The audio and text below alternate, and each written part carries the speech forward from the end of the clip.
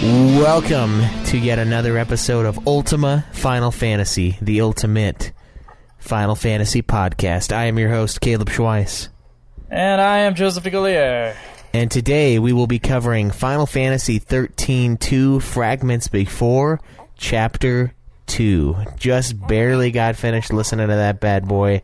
Excited to talk about the developments in the Final Fantasy 13 world leading up to the events of Final Fantasy 13-2. Joe. Yeah. Oddly enough, Chapter 2, not a Chapter 1 in this thing. It is, yeah. I was thinking about that. I was like, why? I don't remember doing Chapter 1. And then I looked, and it's like, okay, there's not... Okay, no Chapter 1? Like, all right, that's... No, I guess Final Fantasy 13 Episode 1 was Chapter 1. Yeah. Who knew? I mean, not us. At least not at the time. The deep amount of confusion I had when I went to Scott Spot's playlist for this thing, when I saw Episode 1 and then I saw Chapter 2, and I was like, what? And then I had to look it up on Final Fantasy Wikia, and I confirmed, yes, it just goes straight to Chapter 2. I think it's their obsession with the symbolism with their numbers, because it's 13-2. So we start on Chapter 2 because it's Chapter 2 of the Final Fantasy 13 world.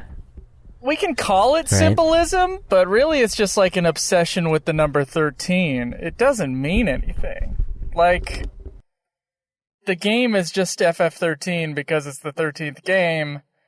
Then they thought it'd be cool to do the game in 13 chapters, and that's it. It's not like there's also 13 characters or something like that. It's, yeah, there's nothing there. It's, they just have an obsession with the number 13. Yeah, it's funny because, the funny thing to me about the 13 obsession is we get that with Dudekheim as well, that we're currently playing, of course. But there's a character from 13 in Dudekheim. So it's like, they just sometimes are all about the numbers, and sometimes they're like, Yeah, they don't care. I mean, I don't know what 012 means at all. I know, yeah, because like, at first I was thinking, oh, it's just the first 12 games. But then we saw Dissidia, and I was like, well, they have people from the first 12 games. And then we start 012, XII, 12, Duodecim. And the first thing we see is Lightning from Final Fantasy 13. I'm like, okay, I don't quite know what's going on here. Like, you don't think this is a 12-based fighting game? I at first I thought that was all it was, but now I don't think it is, unless there are 12 characters that you can play as. But I know that's not true. Like, I don't know what it means yet. Yeah, it's 7 chapters and an epilogue, so that has nothing to do with 12. I don't know, you think there's 12 extra playable characters, maybe? There might be, yeah. It might be something like that. I mean, so far the characters are all different, so... Yeah. Where are you in Dissidia? 012, Dudekheim. Shoot. I haven't picked it up all week, to be honest, but I think I was at near the end of Kane's chapters. Kane's play. What about you? I think that's Chapter 6. So I'm just about to start Chapter 6. I finished the Lightning stuff. The Lightning Returns. Yeah, the Lightning Returns. And I'm staring at the little screen that lets you, click on the next chapter. So that's where I'm at. I should be able to finish it this week. Are you going to be able to? Oh, yeah. No problem. Okay. We say no problem, assuming that, like, the final boss isn't, like, a dick. Yeah. Like last time. Yeah, assuming the final boss isn't a 100-plus attempts kind of final boss. Yeah, 108 attempts kind of final boss, yeah. I'm hoping it's not the case. Maybe it's going to be 012, but it's going to be 012, but they moved the decibel point over like 3 times, so it's really 1200. Dudekheim, 1200. Yeah. 1200 times more difficult. Yeah. It'd be, what would that be, 12 12,000 tries? Yes. 12,800 or something like that. I think that's an appropriate number for a final boss, right? No, I don't think so. I don't think that's an appropriate number whatsoever.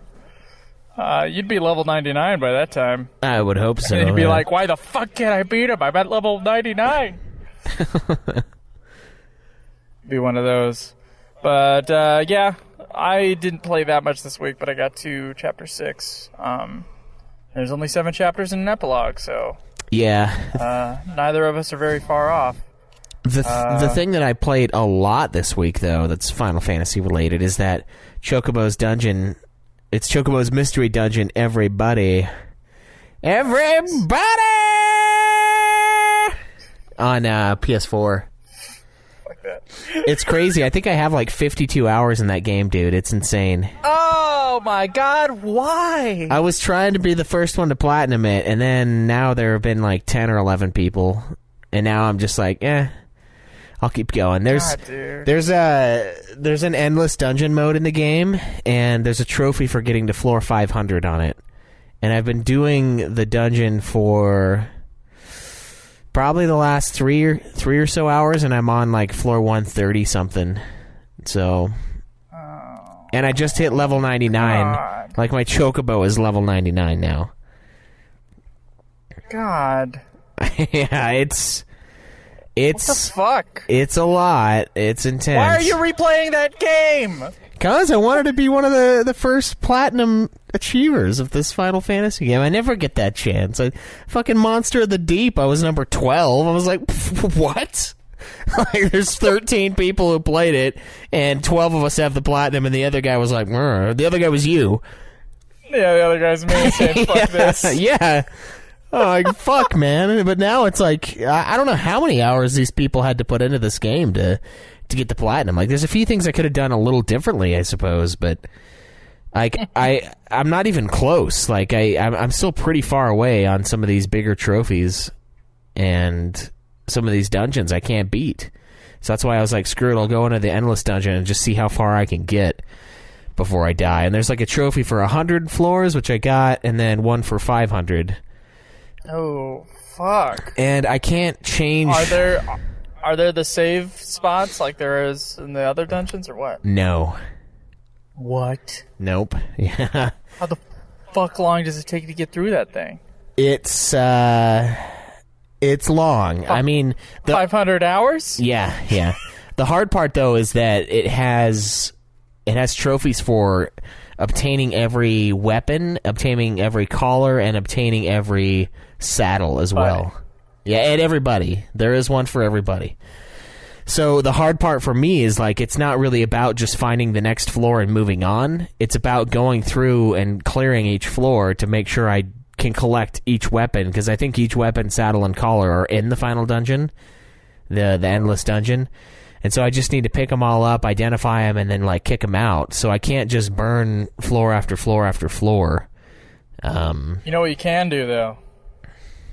You can burn the game. Yeah, it's a digital, though. I'd have to burn the PlayStation. I know, but sometimes you gotta do what you gotta do. Yeah, sometimes great sacrifice is needed. Sometimes the sacrifice needs to be made. Exactly. Kind of like I'm sacrificing what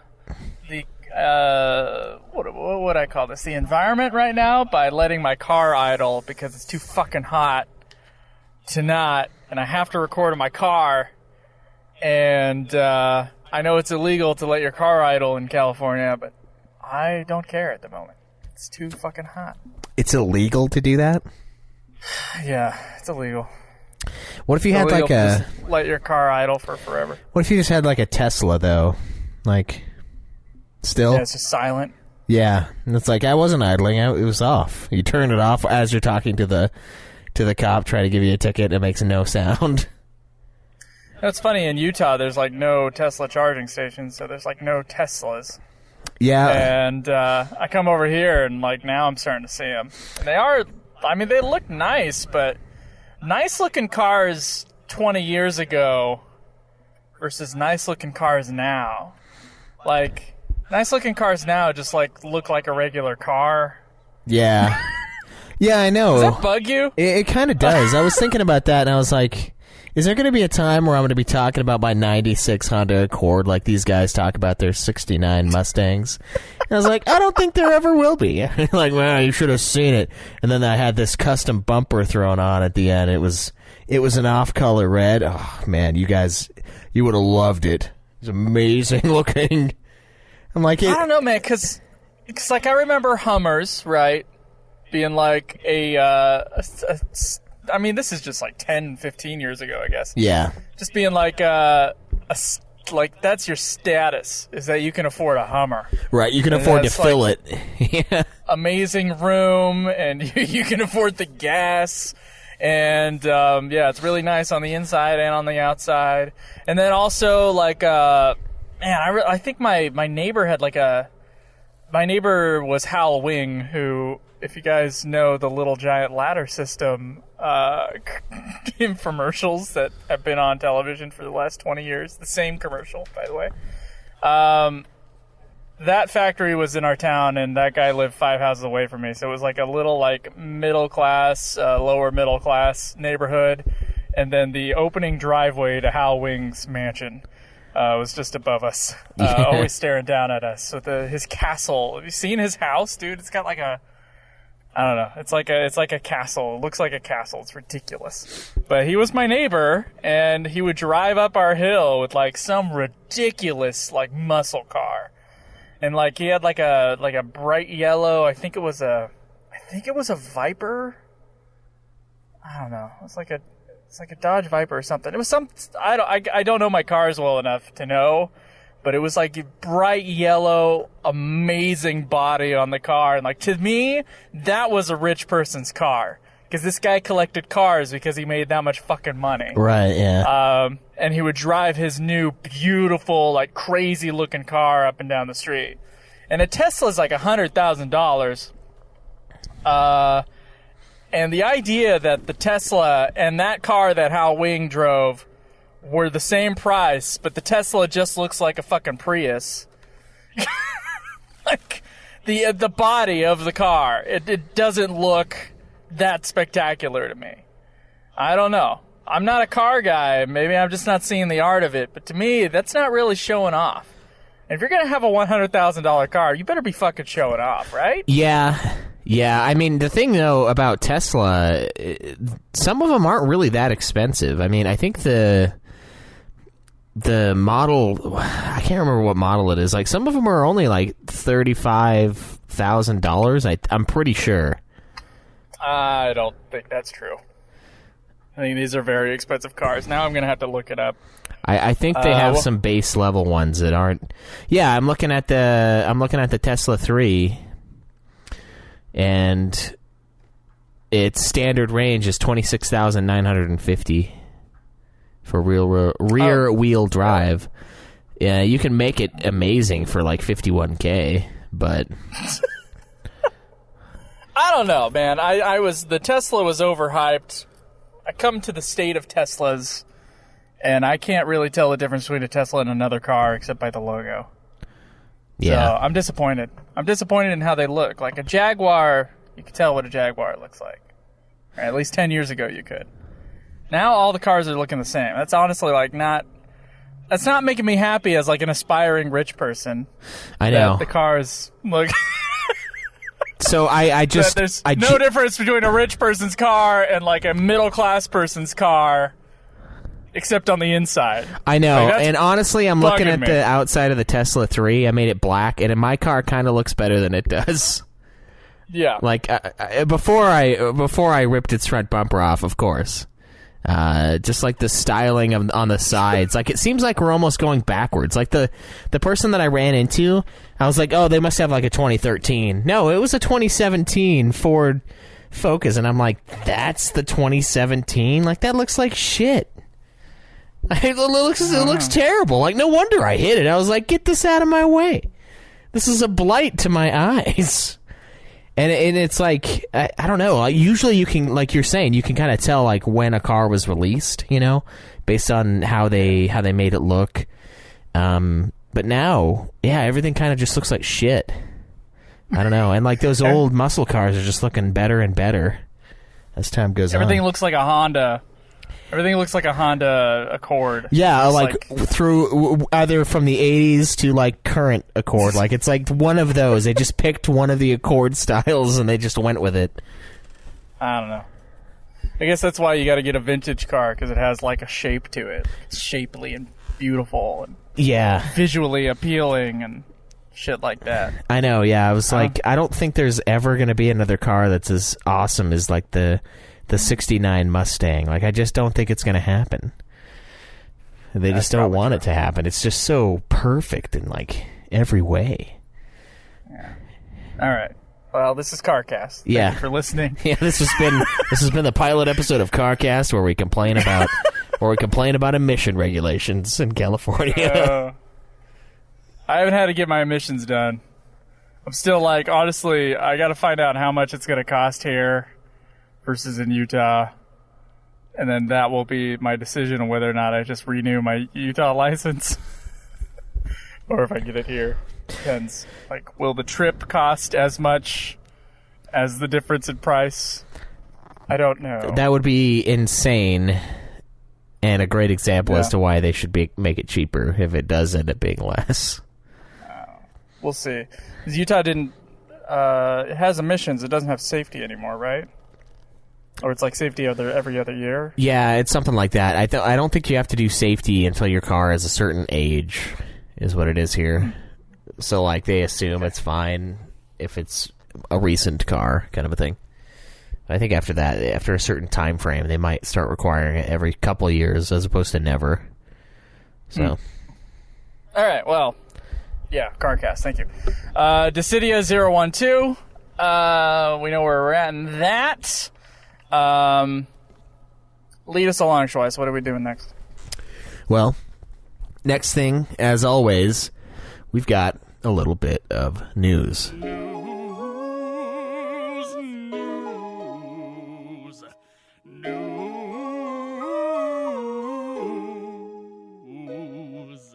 So, first up in news, guys.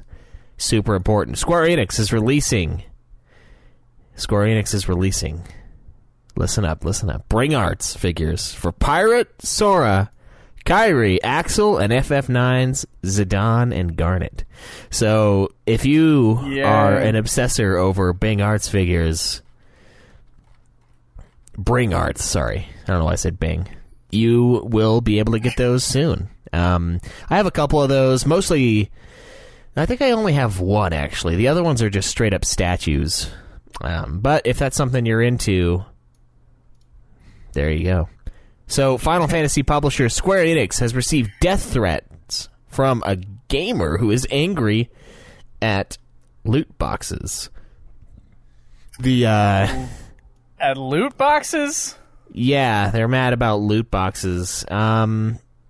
How about I'm mad at people who waste money on loot boxes?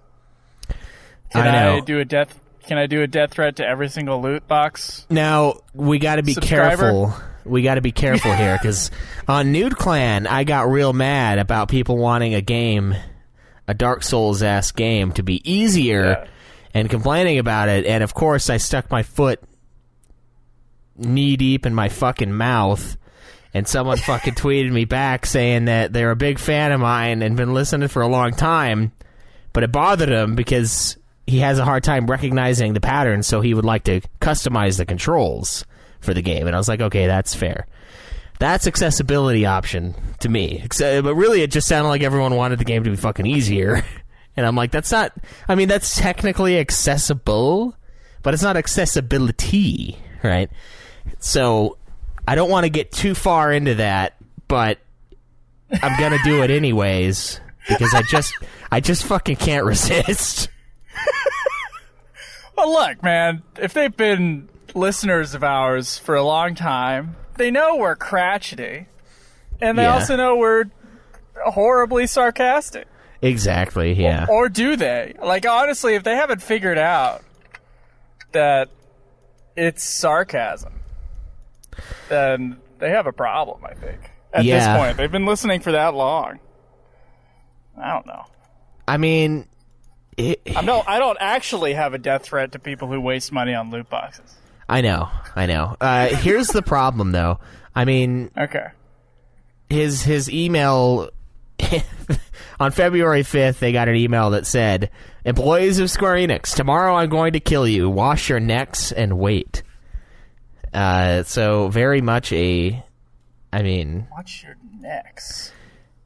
Wash your necks. So I think they were gonna de-seppuku. I mean, that's an odd thing. Like, hey, you better stab this blade into your stomach and I'll cut your head off, but I'll leave a little flap of skin because it's dishonorable not to.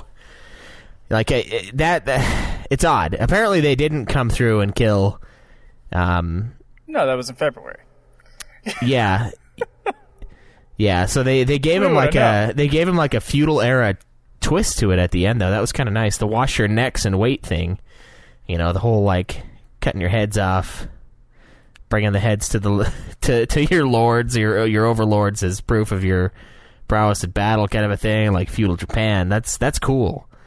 But honestly, guys, okay, look, I get that gambling is addictive, and I get that it's bad and it can be terrible for you, but you are kind of your own master in this world, and if you spend thousands of dollars on a loot box system in like Brave Exvius or whatever, where you could just keep pouring money into it to try to get characters that you want, you're just addicted. Like that's not really on anyone other than you. Like I don't think these companies. No, some of them probably do. I don't think they make these things in an attempt to get people hyper addicted and make them pay thousands upon thousands upon thousands of dollars. You're wrong. They totally do. I think what they do is they make it so that they can make some money on this game they've released for free. I don't know if it's necessarily something where they want everyone to do this, but they might know that a certain percentage of the population will do this, and thus it is semi-predatory. But honestly, I mean, it's up to you whether or not you buy these things. I feel like I said this on Nude Clan. I feel like we're becoming a people of no shame. You can't shame people for their downfalls, and it's making us accepting of them. It's making it like it's like the personality tests that everyone takes. They're like, oh, well, I can't be more outgoing because I'm an introvert, according to the internet. And it's like, no. This is your job. Be more outgoing or I'm going to fucking fire you. I don't care about what your personality test said you are. Like, you are man. You can fucking adjust to get through life. And, like, it's one of those things, like, maybe we should start shaming people who are addicted to gambling. That's how we killed the cigarette business. We made it disgusting. It's not the health problems that changed it. It was society deeming it as a bad thing. I think the cigarette business has. I think they're doing pretty well.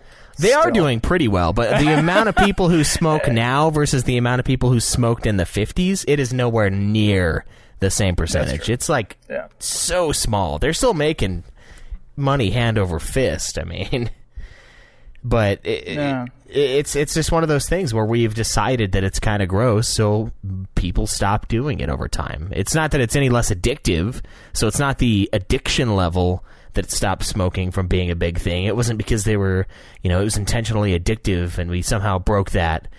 Like, it's still just as addictive. It's just we've now deemed it as a disgusting practice, and it has died down. I mean, unfortunately, people still vape, and we're still seeing problems with that, which, of course, it's still better. But, it's crazy. Just control yourself. Like, I don't understand how that's such a hard concept. I mean, I guess I'm not addicted to... I'm not addicted to it either. But there's a great book called The Power of Habit, which kind of delves into the psychology of this stuff and the patterns. I recommend that book as well. Yeah. It's the Joe Recommends Books Corner. But there's a lot more to a habit than just like the clicking and buy thing. I mean, obviously, if you have a problem with like a certain game, you gotta uninstall that game. That's number one. Yeah, and what you need to do, I mean, I don't know, it's hard because we are trying to be rational about something that's irrational with addiction, but I mean, just like you've said in the past, nobody forces you to start that start shooting up. Like it was a choice in the beginning, and it may be less and less of a choice as time goes on. But I feel like you have a responsibility to know yourself and to recognize your downfalls and to address those and kind of move past instead of threatening Square Enix with death threats on a game that, guess what? You don't have to pay to play. Yeah. And most people probably pay a little bit of money, and that's not a big deal. Like, it used to be, oh, why would you pay for a free game? Was kind of like my mentality. But over time, I was like, I'll throw a couple bucks on something if I play it a bunch, just because I played 20 to 30 hours of Pokemon Go, so I gave him $10. Like, it's not like I was hyper addicted to it. I just felt the need to give them some of my money for all the shit that I had used of theirs, And I think if you kind of give it that sort of an approach, it makes it a little healthier. But when you get super completionist with it and like want to collect every character, and it's a Final Fantasy game, you can drop a lot of money on that. But you just gotta control yourself, man. I don't know, man. I don't know. That's tough. I've never been addicted to video games, so I don't know. I just find it a complete waste of money. And don't start any game where that's how they make money. Fuck that. Just don't start. Say no. Say no to loot. Yeah. It's true, but I mean, the weird thing is people are, like, Call of Duty has it too. But, like, I'm not going to buy the loot boxes in Call of Duty, but I'm still going to play Call of Duty because I like to shoot people up, So it's like... I guess the only thing that game company can do is, like, make the amount of things you can get in a loot box, like, pretty small. And so, like, if you buy enough loot boxes, you'll get everything, and there won't be a reason to buy anymore, but then they'll still make a bunch of money. Yeah. I guess that's the only thing the company can do, like, semi-responsibly with that kind of system. Yeah, I guess. I mean, I feel like almost everyone probably uses it responsibly. There are just a few outliers that go super addict mode on it, but I think anybody who gets a loot box is already being irresponsible. Yeah. Well, the games usually bring you in by giving you free ones, but then those take forever to earn and utilize. But then you can just spend a little bit of dough and you get a ton of them compared to having to actually grind them out. So I get how they're predatory, but I mean, they don't force you to put your card info in, or else they'd be illegal. Predatory. What does that really mean? Well, it's preying on people's addiction to such things. They know a certain percentage of the population will be addicted to what they are putting out. Thus, it is semi-predatory with the intent of finding prey. Is it predatory, then, for a grocery store to put all the common staple items in the back of the store so that you have to go through the candy aisle in order to get to it? Is that predatory to overeaters? Technically, you could argue that is. I think you'd have a harder time selling that over something like this. Oh, but it's because it's stupid. Yeah. All right. Yeah. That's because it's stupid. It's a stupid argument to have. It kind of is, yeah. I mean, and it's honestly, it's another one of those things. It's, it's the people freaking out about shaming someone for their addiction or shaming someone for their gluttony. It's like, oh, we should just be accepting of people. And it's like, well, I mean, you shouldn't be rude, but you're going to die of a heart attack if you don't get this shit under control. So, like, who's rude when you die? The person who was like, hey, maybe you shouldn't fucking eat so much. Or you, or everyone that, like, let it happen, Like, so, it kind of feels the same way, where it's, people, you just use it as an excuse to fuel the addiction, or to, like, push it off. Like, oh, I don't drink every single night. It's only 5 nights a week.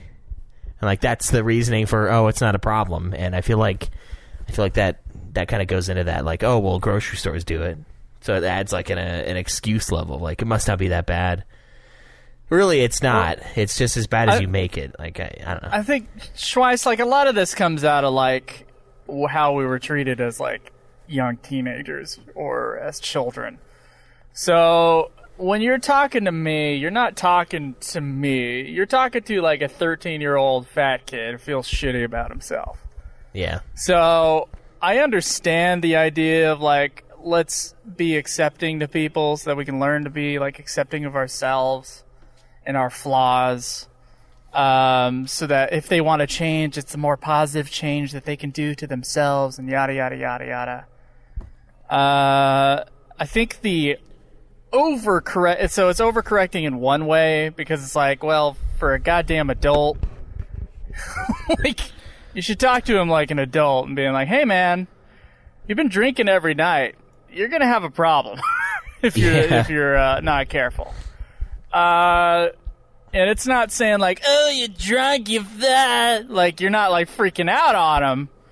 You're just being straight with him, okay? Or like, you know, Joe, you are 70 pounds overweight. You're going to have a problem if you don't get this under control. Yeah. And I go, yeah, that's true. But like the backlash to that is like, and most adults do kind of treat it that way because most adults are, you know, they've figured out that it's best for them to be kind, despite the fact, like, even if they care about someone, they got to give them some criticism every once in a while, but they're going to do it in a better way than like a young kid would do and point and say you're fat and stuff like that. Yeah. Which is what that's reacting against. I also think that it's an overcorrection of also saying that positive self-image is also a bad thing. Because it's not like that person. The only reason someone is fat and the only reason someone has addictions is because they are unable to cope with the mental stresses in their lives as it is. No one would be overweight and no one would have addictions if that wasn't the case. Like, the only reason someone is huge is because in some way, at least some point in their life, they were deeply unhappy. And food was a way to cope with that. Yeah. So, I mean, there's medical things that go into it too, but for the most part, very few medical things go into it. Go 200 years back in time. Let's find out how many fat people there were. If it was really genetic, then there would still be 1/3 of people would still be fucking huge. Yeah. 200 years ago, and that's not true. Yeah, that's not true at fucking all. It's not. So, I hate that fucking argument. It's stupid. I'm overweight, and I know that argument is bullshit. Yeah. No, it is. Well, I mean, I don't know. It's tough. I know it is really hard for some people, but I don't know what makes it hard, I suppose. It's mostly mental, man. Yeah. It's mostly mental. And we're lying to ourselves that it's not. I know, that's unless you actually have the thyroid problem. Unless you actually have that problem, no, you're gaining and losing weight just like a regular person. Yeah. Because it's just a chemical process. And how fast and slow it is, I mean, that depends on your metabolism. But you can't gain weight if you don't give yourself enough calories to gain weight. That's true, yeah. There's going to be people that are insane, that just don't gain weight no matter what. And those are really the exception that kind of proves the rule, not so much the exception of the rule. Wow. It just proves that it is up to you, but also your body could be amazing or it can be extra shitty, but you got to adjust to that. Like, that's just like the addiction level. You can either be amazingly unaddicted to this shitty game and appropriately respond to it, or you could be extra addicted to it and appropriately respond to it by not playing it. Like, yeah. So I'm mostly like genetically, I'm mostly Scandinavian and Scotch-Irish, right? So this is true. I can gain muscle really quickly, and I can also gain weight very quickly with no muscle involved, but just fat. So it's like my entire genetics are built upon me ready to survive winter. Like, and being in a harsh, cold environment. Like, half of my genetic code is based upon that, And so, like, yeah, it's a lot easier for me to get fat than it is for a lot of other people to get fat, but I still need to intake the calories in order to have that happen. Yeah. I don't have to go gain weight like crazy. That's true. Yeah, it's not like eating 1,000 calories a day is making you how fat you got. No. Like it was. In fact, I would be very skinny if I ate 1,000 calories a day, unhealthily so. Yeah. Yeah.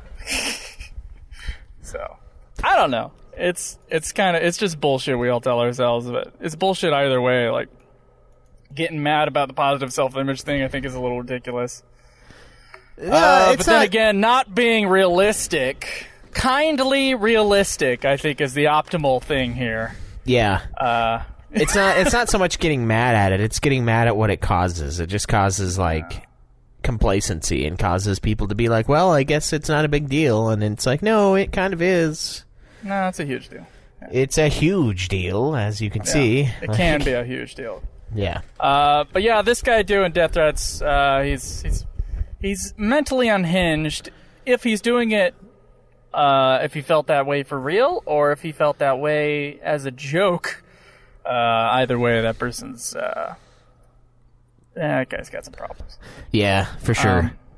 Yeah. So Final what else we Fantasy played with April Fools quite a bit. So 15 got a little April Fools skit and in Pop Team Epic's TV special. So we have the intro to Final Fantasy 15 pretty much, and they have pop heads. Noctis, Gladiolus, Ignis, and Prompto all have little pop heads, and I guess they showed it on April 1st. It was around 10 p.m., and it was a cool little TV special that they played, and it got some Final Fantasy nod. I didn't see that one. Yeah, the other one that was released is a FF14 fucking, like, it's called Final Fantasy 14 Online Omega. It's like a smart home assistance thing in an online thing, and I guess I saw that. Yeah, that one was pretty cool. It's just like a little. They got like a little orb, and it sort of lets you. Just fucking. It's just like an Alexa kind of thing, pretty much. Yeah, it was like an Alexa, but it was like an evil 14 thing. It's pretty great. I wish it kind of makes me mad because they had one last year that was. It was like last year or the year before, where you remember it was like the FF14 Go thing where you could like harvest materials on the go. So it was like Pokemon Go but for 14, and you could like get mining and stuff done. And I'm like, man, I wish they would have done that and like linked it to my version of the game. It was real. Yeah, I was like, because that'd make the game so much fucking easier. Like, just as you're walking around at lunch, you just fucking mine some ore, and I can get that 1,000 ore mining thing trophy taken care of. Get those FF14 players outside every once in a while, right? Yeah. Yeah, there you go. Yeah, go walk the dog and mine some ore. Exactly. You could be doing the mindless like collection that you do in 14 at times on the go. That'd be a great program. Amazing. It would be. So they gotta get with Niantic or whatever the company is called. Yeah, that would be awesome. I remember Jake was telling me he played Hitman Go, and I was like, that sounds very dangerous. Like there's another target. It's just like a normal person. You just fucking pop them. Congratulations, you leveled up. Like, because it came out around that time, but it's totally not that at all. But I was like, damn it, that'd be amazing. Hitman Go. Yeah. Get him with the golf club. So there is a project over at Square Enix run by Naoki Yoshida.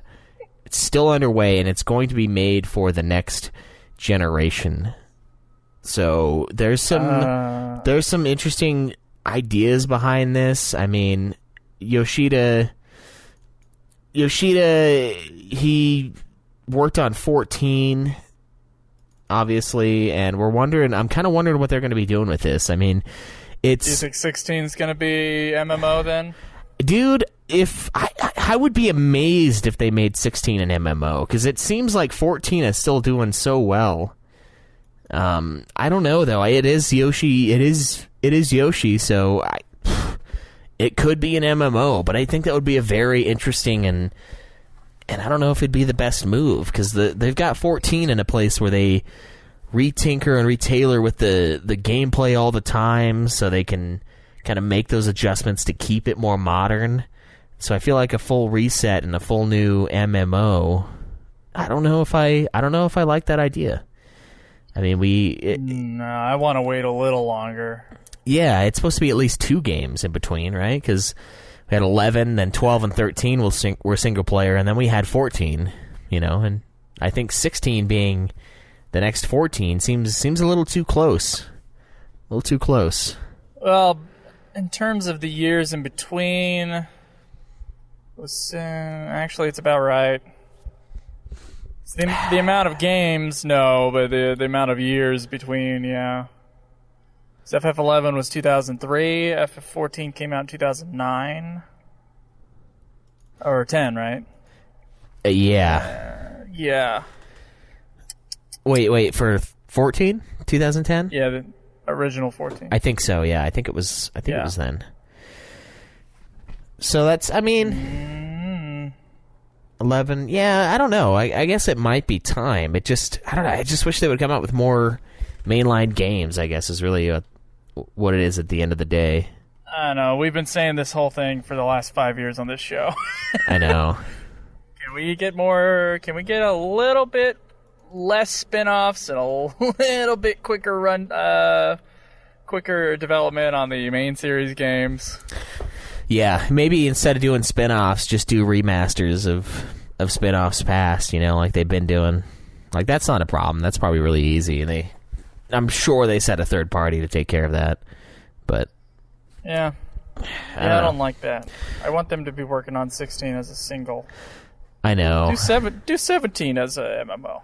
Yeah. So speaking of, or Final Fantasy, maybe they are. I don't know. They could be. Yeah, I don't know. FF7's remakes project leader Naoki Hamaguchi is now co-director with Tetsuya Nomura. So they've added a new director to the game. In the world of film, multiple directors not a good idea. In gaming, it doesn't really matter as much, but we'll see. I wonder what's kind of pushing this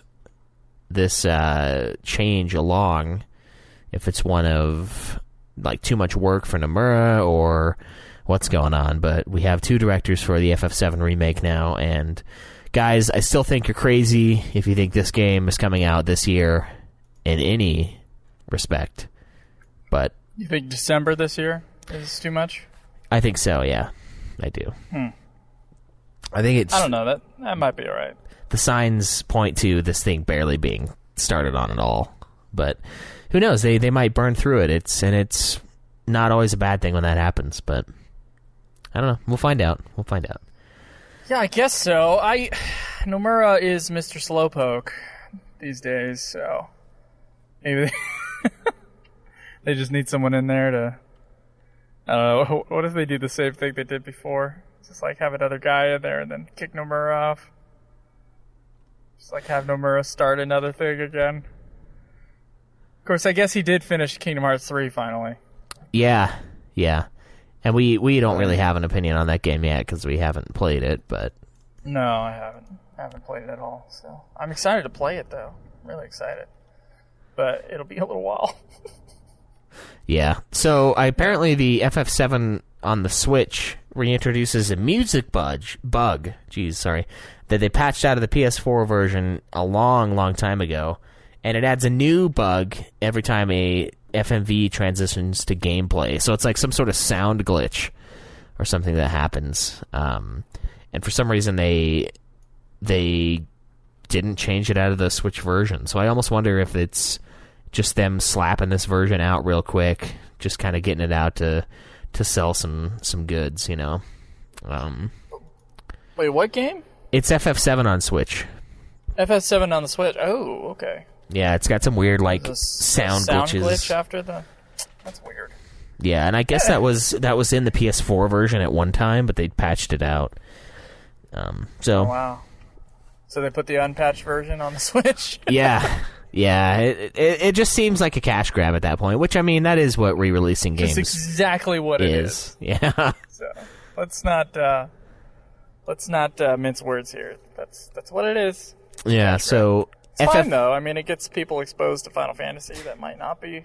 It does. Because it used to be a PlayStation exclusive series, so Yeah. they're widening their audience slowly. They are. It's understandable. So it's not like angering or anything, but definitely what it is. So Final Fantasy XIV Online has a new music album that has been announced, and you can pick that up. I think it's going to be $39, and it's coming out June 10th. It's going to have some in-game footage alongside the music, 18 tracks overall, and some of them will be performed by Susan Calloway, and there will be some bonus tracks to that. So if you are a collector of the soundtracks for the games, stay tuned for that. Look forward to that in June 10th of this year. You can pick up another disc for your collection. And oh man, this is the most exciting piece of news. Final Fantasy TV show Dad of Light is going to become a movie for Japan. Fucking Christ. Why? I can't wait, dude. I fucking can't wait. You can wait. Oh my god, I can wait a long time. Actually, It's crazy. I guess it's just going to be a movie version of it, so it's not going to be like a sequel or anything like that to the TV show. They're just putting a movie version of it with a different cast, because of course the guy who played the Dad of Light died late last year, I believe, and they're going to just do a totally different version of it for the theaters. That'll be interesting to see how that is received and how many bet people it'll go to see make it. more money than Kingsglaive. You know what? It might actually. It might actually make more money than Kingsglaive. It opened at like number 6 in Japan. Kingsglaive did, so not great. It was a pretty limited release out here too. Yeah, it was super limited out here. But I don't even think we had the option to go see it. I think it was like no, we didn't. Like the nearest was like Vegas or something, or Colorado. yeah, and I Can't was remember like, what it was. I mean, I know we went to Vegas for Hateful Eight, but I don't know about Vegas for Kingsglaive. That was Quentin Tarantino, though. So yeah, that was 70 millimeter Quentin Tarantino. That's a different conversation right there. So Final Fantasy Dissidia NT is adding the villain Xenos from 14 on PS4 and PC. So if you played that, he actually started. They added him in 26 on the Japanese arcade version, and April 11th they will throw him out. The FanFest individuals in Tokyo will have a crack at playing Xenos for the console and PC version of that game. So cool stuff. Cool stuff. all right. This is a lot of news, man. I know. We got some more, but I think we're gonna save it for next time. Let's save it for next time.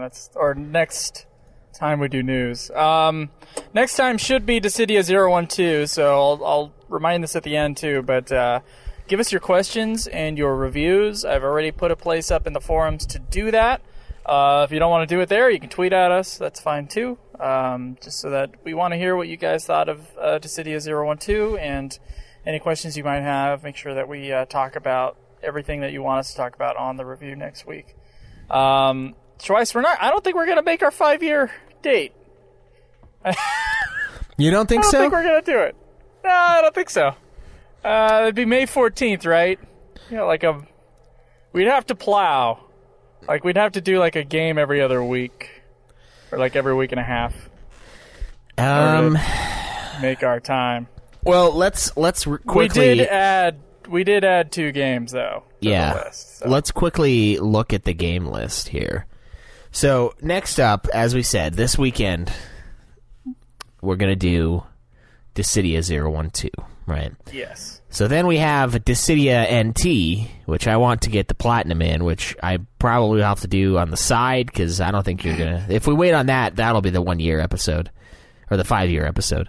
Then we have Theatrhythm Curtain Call, Final Fantasy Mystic Quest, Final Fantasy The Four Heroes of Light, Final Fantasy Explorers, and World of Final Fantasy. So that is what we have left. Technically, yeah, dude, 8 games in less than 8 weeks.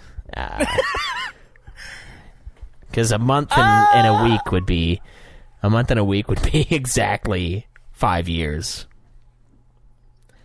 I mean, technically crushing it could be possible, but Explorers and World of are kind of biggies. So I don't know. Yeah, those are long games. If we could do NT, Theatrhythm, and Curtain Call by next week, I mean, then we'd be talking. But I feel like that's probably not going to go over. Probably not. It's not going to go over? No, it's not going to go. Well, when is KupoCon? And why haven't we gotten our shit yet, Schweiss? It's only 2 months away.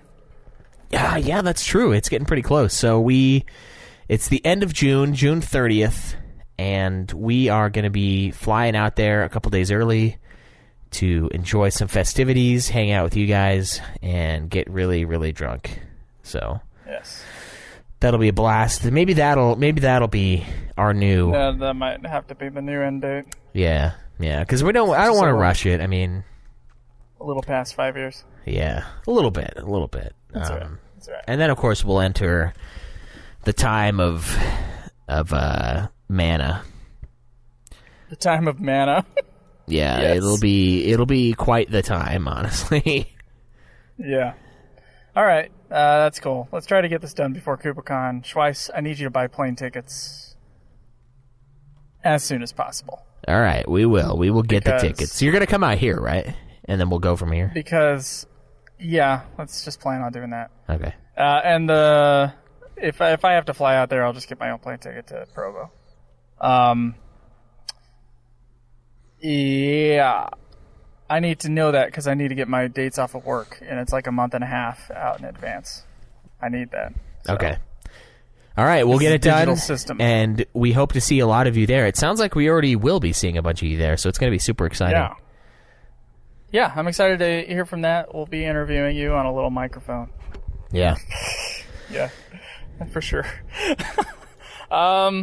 Okay, are we ready to get into FF13 Fragments before Chapter 2? Pulse veggies. All right, first thing we learn. That's literally my first note as well. Not tasty for other regional people.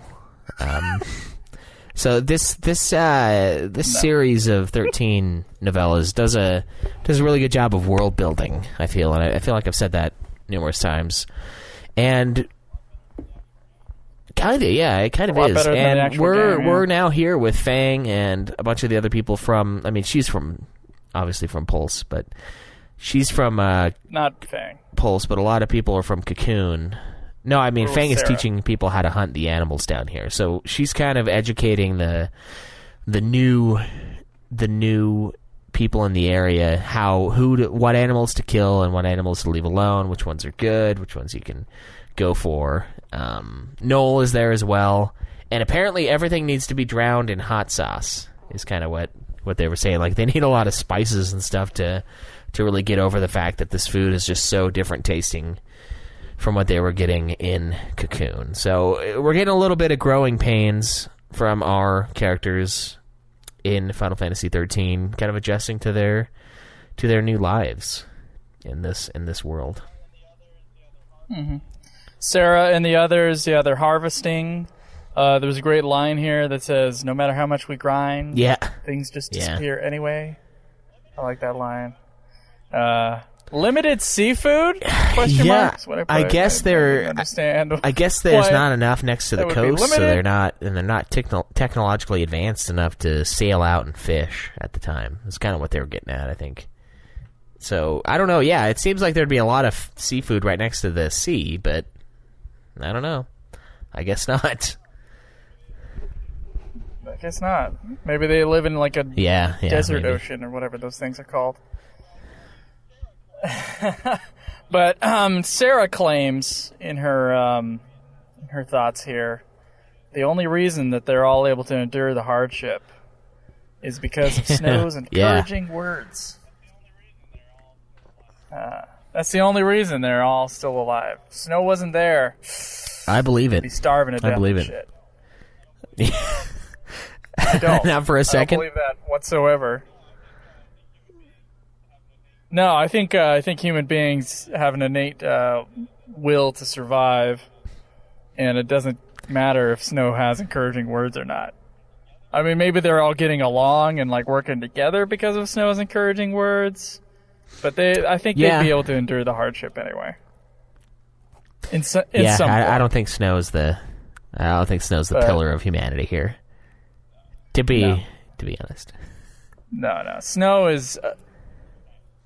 is too encouraging. It's like too nice. You know, he's one of them people.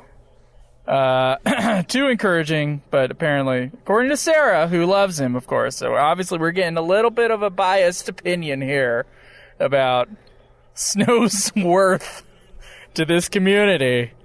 But apparently, it's Snow's encouraging words that are making the people of Pulse, or the new people of Pulse, endure.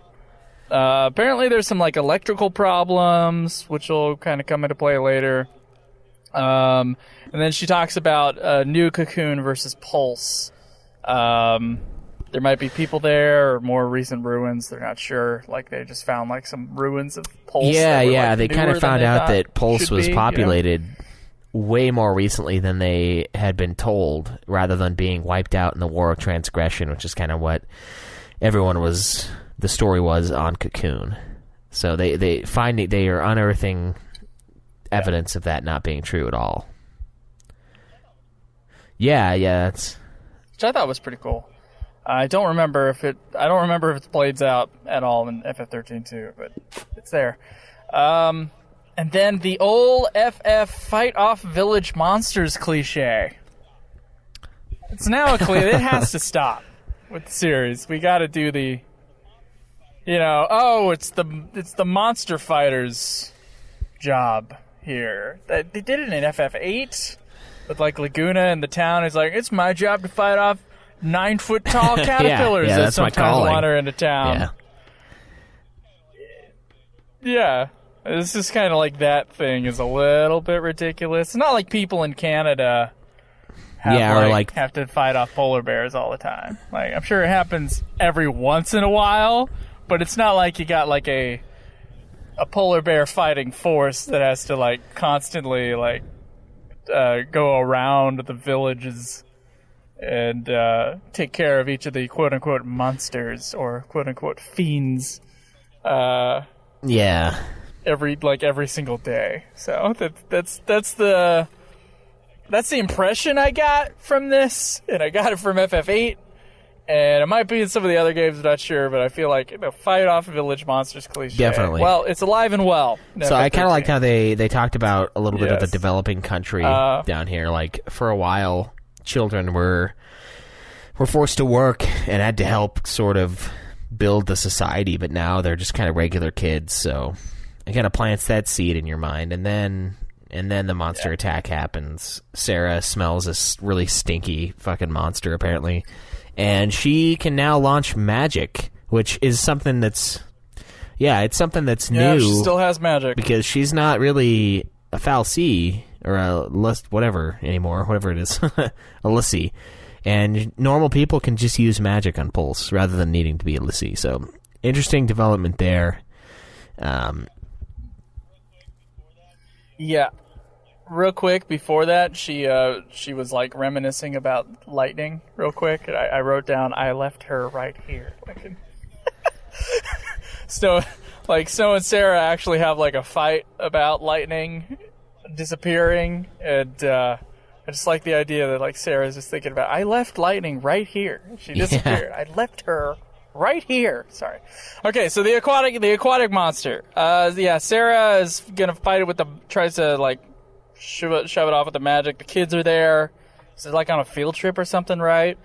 And then she tells the kids to like hold hands with someone smaller than you. And as a smart ass kid, I would have at that point gone like, but what about the people with small hands? Like, Are they also small? Are we ever going to grab onto someone's hand, or are we going to always be chasing the person with the smaller hands and be like, no, I can't hold hands with someone bigger than me. I got to hold hands with someone smaller than me. So I don't know. That was my dumbass note that I put. But they have to go to Mackey's workshop, and Yeah. turns out they do need schools. But yeah, that's Yeah. basically 2-1, Snow right? ends up saving the day, blasting the Yeah. big monster that flies over the warehouse. So I guess there's like a weird defense squad that they have that shows up to blast the beasts, and there's some sort of high frequency monster deterrent system in that workshop. There's an anti-monster. There's an And it anti-monster creates- machine. Yeah, and this is all done in flashback. They don't write out them fighting off the monster. That like the next like section of chapter 2 is, Yeah. the monster was Exactly. gotten rid of. Oh, cool. It's funny because that was the longest part of this. It was like 35 minutes, and there's not really a whole lot. I mean, I like the world building in chapter 1 of part 2, but not a whole lot really substantial happens in it. You know. Yeah, she talks about fortification and urban renewal. So that's what I wrote here. Sarah keeps on bringing up the school thing again, like she did in, I think, episode 1. And her and Snow decide, they discuss how they're going to make it happen. And anyway, Yep, Snow is beautiful. supportive, and Sarah tears up at his support. She wants to be a school teacher. She wants to build a school, like a real Exactly. structure that the kids can be in. And Yeah. half a year later, she's a teacher. Chapter 2, pretty quick too. I mean, there's some talk of like they don't really understand the animals, the monsters of Pulse, so they need to get that bestiary built up. Which of course LeBro is 100%er and is totally working on completing. Yeah, We need some exactly. naturalists working on. Yeah, Sarah keeps talking about building the school, need to explore. Kids also need to defend themselves, so this isn't like a learn your ABCs kind of school necessarily. I mean, I'm sure they'll learn stuff like that, but yeah, she wants... Yeah, exactly. It's also a kick-ass also a dojo. Welcome Yeah, to and class, we get some kids. kind of a timeline here because she's like, well, most of these guys were, sent down here from the purge, so it's been about a year since they had any sort of real studies, apparently. So that kind of gives us a little bit of time frame, which a lot of times they don't really do so much. But yeah, that's pretty much chapter 2 of part 2. And number 3, yeah, she's totally a teacher. They created a roof. Initially the class was outdoors, and they sort of kind of really investing in the school and having a space. Yeah. It was built as like a community project almost, like just everybody came and helped. Exactly, yeah. The area is helped out starting to with the become Eagle more project. developed. Everything is getting building built the up. school? The monsters are not attacking really anymore, so it's not really kind of a big deal. We've got some shitty high school kids who are really unruly and are like, why would we need to know this? Yeah. Hey, Yeah. turns out kids don't pay attention. Yeah, exercise for the mind is what she's calling it. Kids are wondering when they're going to use this. Yeah, Exactly. Sarah starts Sarah hearing hears a lightning in voice. her mind, so I think she's losing her head. Yeah. So, not only do we have a teacher who's not trained to be a teacher having to deal with kids of Yeah, all sorts of yeah. ages, but she's Fucking also great, hearing right? voices.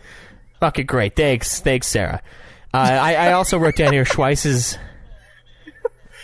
So Yeah, one of the yeah. that's what one of the angry Grant parents Pulse has says. made a lot of the people question additional education in such an environment, and that brought up my like Schweiss's hierarchy of needs. Like additional education on top of like going to college basically has to happen after you're able to survive, for one, and for two, like once you have a certain amount of income and like a certain place in your life, and then you can move on to that. So the people here are kind of questioning some of that book learning because they're still trying to fucking not die in the streets, essentially.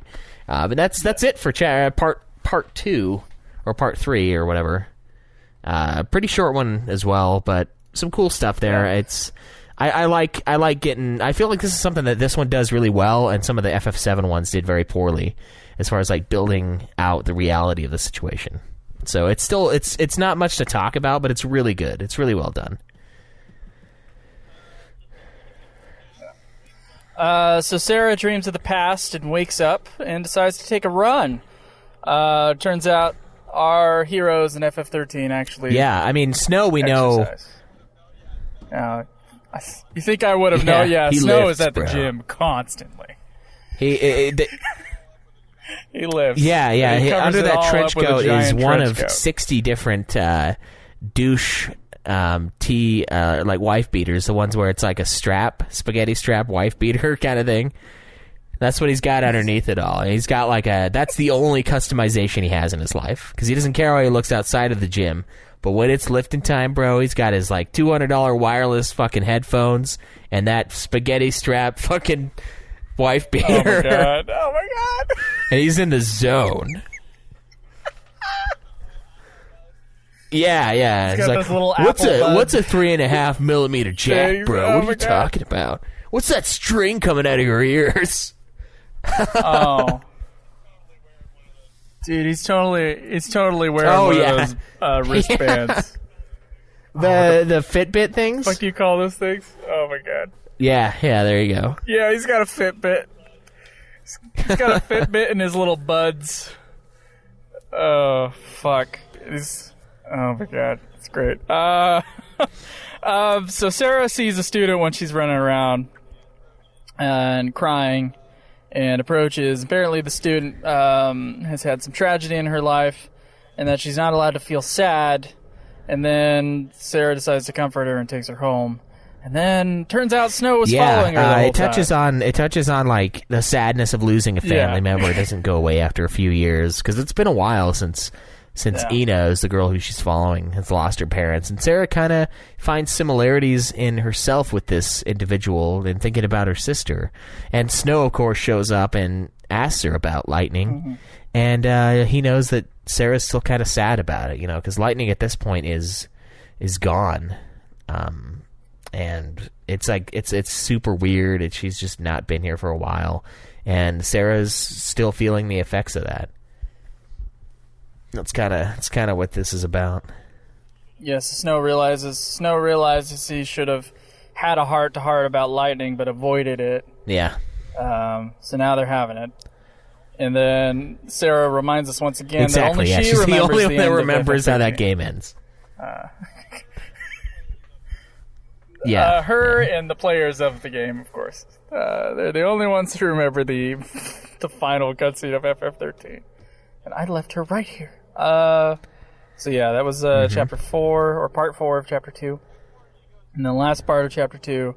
Next morning she goes to school, and now we're getting our theme here. She has thoughts about specialty training on Cocoon in the past, and how humans got quote-unquote lazy, is what I put, and let the fal'Cie run their stuff.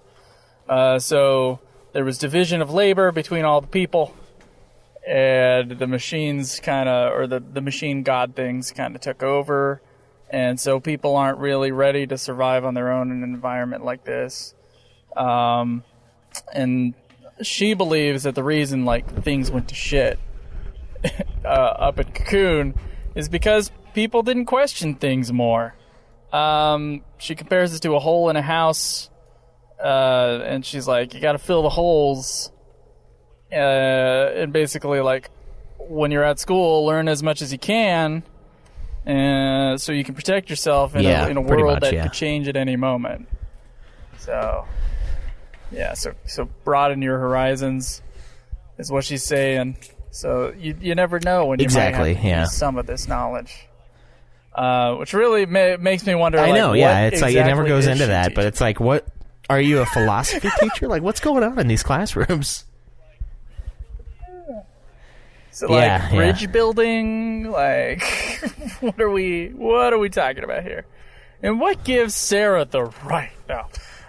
What makes her qualified to teach? Is she any more qualified than some of the other people on Cocoon? Yeah, great question that never gets answered. At least not yet. I don't know. Yeah. No, not in chapter 2 of this thing. But yeah, I agree with you, Schweiss. I like the world building in this. Certainly, wish I had more of it in FF13, where obviously, a lot of the world building is totally skipped over. which I have complained about like 19 times, so I'm not going to go into it this time. But yeah, I liked that. There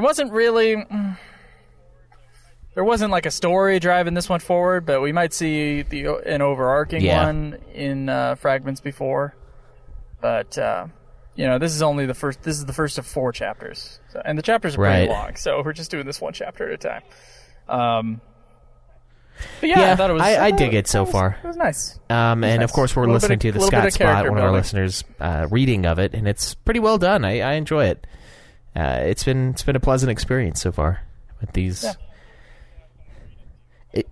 Yeah, it's always nice to have someone read it to you. By the way, in case anybody wants to read the FF10 novel, looks like our crossover is falling through, so we're not going to do that anymore. But anybody, feel free to read the FF10 2.5 novel, and we will constantly plug your YouTube channel. Scott Spot. But yeah, I thought it was interesting. Certainly a lot of stuff here. In the last one, there was a lot of stuff that was like, could have used this information Plan 13. In this one, I'm not sure if it's like super necessary for 13.2, but yeah, it's nice. It's really, and the reason I'm just saying like, it's nice is because, FF7's shit was so bad. That like now this is like, I can read this one, or I can listen to this one and not want to blow my brains out. So yeah, it's nice. But that's really all I have to say. Hopefully we get a little bit more with the next few, but still good world building. So yeah. Do you want to get into questions? Okay, guys. Before we go, we have a very important segment. Questions from us to you.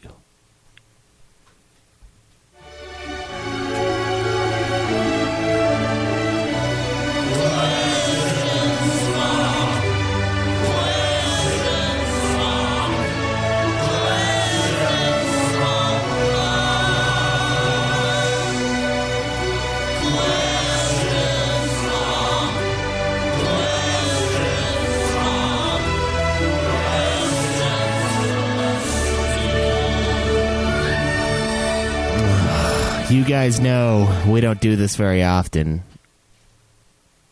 but we have a question from us to you. And the reason why we're doing it is because, guys, we are going to be done with Dissidia 012 XII Dudekheim Duodecim 12 this week. So please, give us your questions, give us your reviews, UltimaFinalFantasy.com. That's where you can check out all of that and more. You can tweet us if you want. I am at UFF Podcast. Joe is at Joseph Degolyer, Degolyer. Guys, please consider supporting us. Patreon.com/Ultima Final Fantasy. You can buy stuff through our Amazon link at UltimaFinalFantasy.com. We really appreciate it, and the best thing you could do is recommend us to a fellow Final Fantasy fan. So, guys, until next week, as always, please, you've got to enjoy the grind.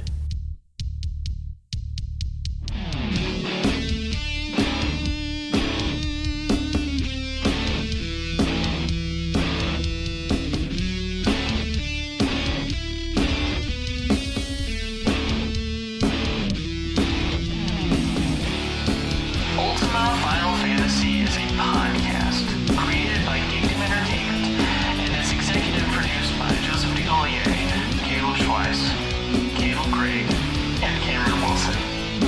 Find out more at geekdomentertainment.com.